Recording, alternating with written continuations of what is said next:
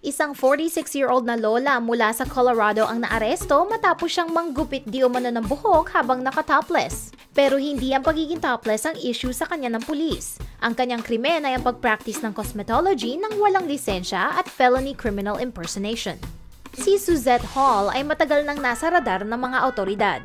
Noong 2008, nahuli na itong nagpa-practice ng walang lisensya at nautusang itigil ang kanyang pagtrabaho.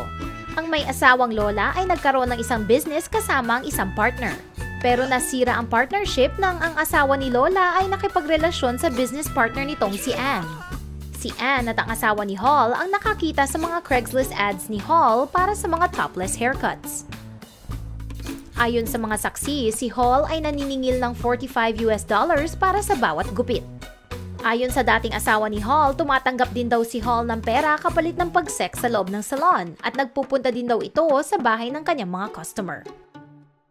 Para sa mga kaibigan ni Hall, sinisiraan lang daw siya ng kanyang dating asawa at dating business partner.